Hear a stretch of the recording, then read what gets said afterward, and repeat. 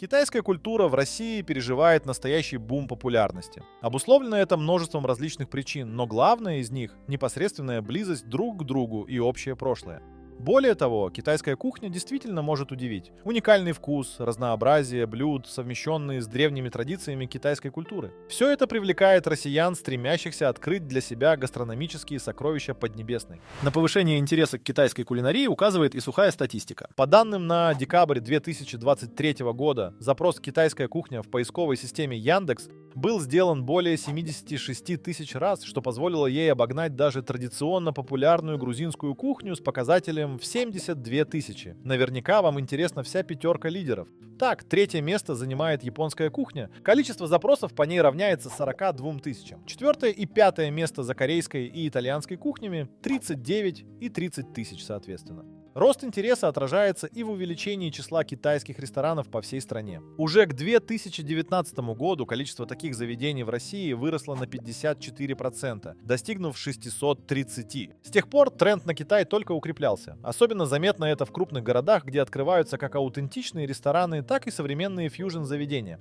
Китайские рестораны также играют важную роль в межкультурном обмене. Исследования показывают, что такие заведения посещают как китайцы, проживающие в России, так и местные жители. Там они общаются и знакомятся с культурой друг друга. Однако, несмотря на растущий интерес, количество китайских ресторанов в России все еще уступает спросу. Например, в Москве и Санкт-Петербурге их значительно меньше, чем хотелось бы любителям этой кухни. Более того, в северной столице во время ковида закрылась одна из двух сетей китайских заведений. Также за последние годы прекратили работу рестораны, которые работали в премиальном сегменте, такие как «Китайская грамота» и «Цефунг».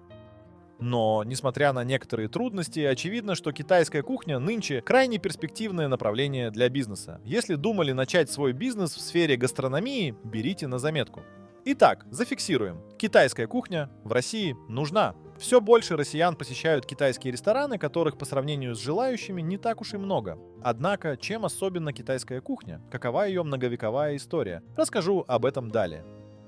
Краткий экскурс в историю традиционной китайской кухни. Традиционная китайская кухня имеет многовековую историю. Рассказать о всем многообразии этой кухни вкратце крайне сложная задача, но я попробую. Поиски истоков древнекитайской кухни нам помогли археологи. Уже в период династии Шан, правившей с 16 по 11 век до нашей эры, археологические находки засвидетельствовали высокий уровень гастрономической культуры. Но действительно ключевое влияние для китайской кухни оказала, как ни странно, философия Конфуция. Он подчеркивал важность гармонии в пище, утверждая, что мясо не основа блюда, а его дополнение. Конфуций также настаивал на тщательной нарезке и правильном сочетании ингредиентов. Эти принципы до сих пор лежат в основе китайской кулинарной традиции. Вот таким разносторонним человеком был Конфуций, мог рассказать как о пище для души, так и для тела.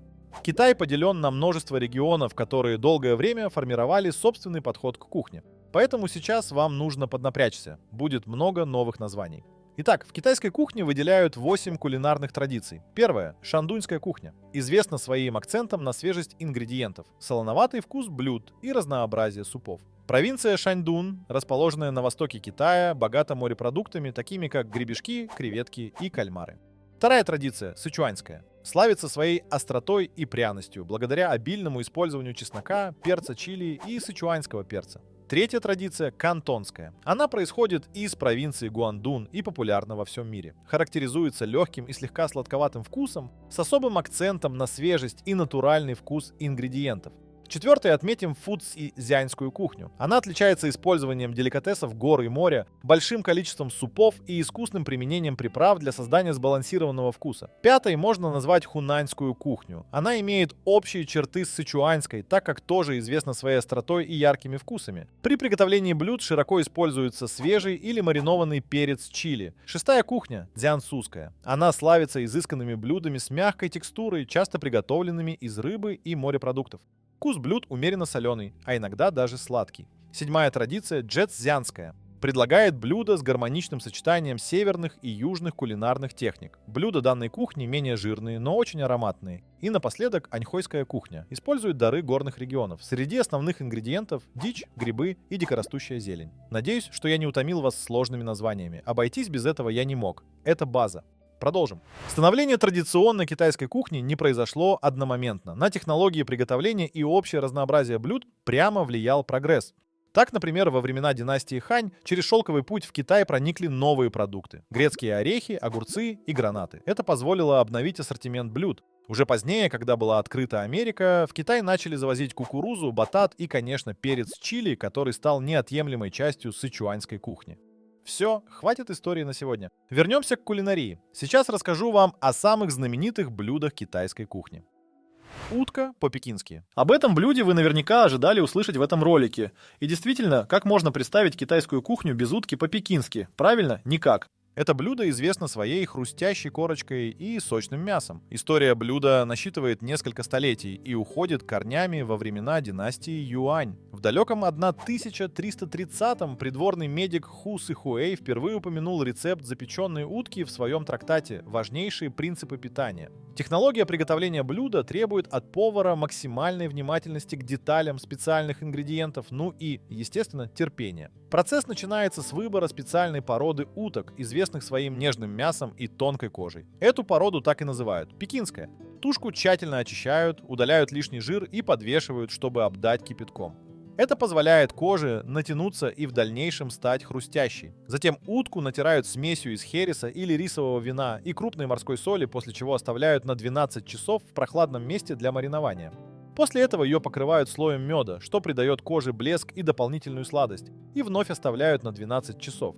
Перед запеканием в утку вводят воздух между кожей и мясом, чтобы кожа отделилась и при приготовлении стала особенно хрустящей. Традиционно утку запекают в специальных печах на дровах из фруктовых деревьев. Например, сгодятся вишня или груша.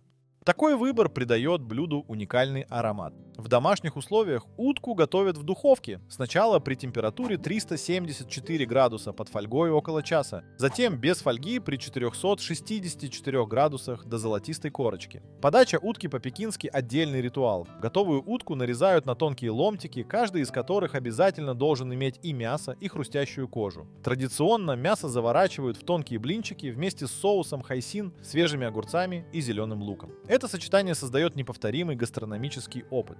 Пока рассказывал, дико захотелось отведать это легендарное блюдо китайской кухни. Но не торопитесь переходить в сервисы доставки. Впереди еще есть пара идей на ужин. Мапо-тофу. Мапо-тофу – одно из самых известных блюд сычуаньской кухни. Если вы внимательно слушали меня раньше, то сразу же поняли, это блюдо понравится любителям острого и пряного. История мапо-тофу начинается в 1862 году в городе Чэнду, столице провинции Сычуань. Согласно легенде, женщина по фамилии Чэнь управляла небольшой закусочной возле моста Ваньфу. Однажды она объединила в одном блюде тофу и говядину, тем самым создав уникальный рецепт. Блюдо женщины пришлось по вкусу местным. Вследствие они распространили его по миру. Все благодаря миграции китайцев. Кстати, название мапо переводится как «рябая старуха», отдавая дань уважения создательнице этого кулинарного шедевра. Мапо-тофу основывается на сочетании мягкого соевого творога и мясного фарша, обычно говяжьего или свиного. Для приготовления блюда на разогретой сковороде обжаривают мясной фарш с добавлением чеснока и имбиря до появления аппетитного аромата. Затем вводят пасту из ферментированных бобов и острого чили. Это придает блюду характерный насыщенный вкус и красноватый оттенок. После добавляют нарезанный кубиками тофу, аккуратно его перемешивая, чтобы не повредить нежную структуру.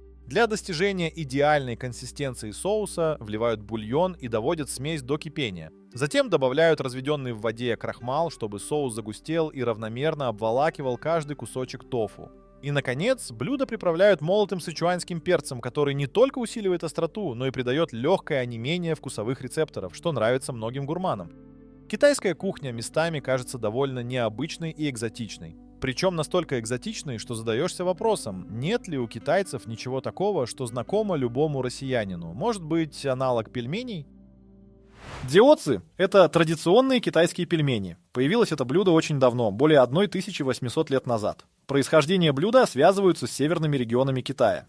В Китае бытует легенда, согласно которой жил на свете врач Джан Чжунцзин. Именно он изобрел цзяо цзы, чтобы помочь людям, страдающим от обморожения ушей во время холодной зимы. Если честно, это довольно забавный метод борьбы с обморожением ушей. Но что поделать, против легенд не пойдешь. За все время существования цзяо цзы стали неотъемлемой частью китайской культуры. Их подают на праздники, особенно во время празднования китайского Нового года. Считается, что форма пельменей, напоминающая слитки древней валюты, приносит удачу и богатство. Начинка для цзяо-цзы очень разнообразна. Традиционно используют свинину, говядину, баранину или курицу, смешивая мясо с овощами, луком-пореем, капустой, морковью. Существуют и вегетарианские варианты с тофу, грибами или зеленью. Тесто для пельменей готовят из муки и воды, раскатывая его в тонкие кружочки. После наполнения начинкой края теста тщательно защипывают, придавая пельменю форму полумесяца или другой декоративный вид. Приготовить цзяо-цзы можно по-всякому. Сварить в воде, изготовить на пару или вовсе пожарить на сковороде.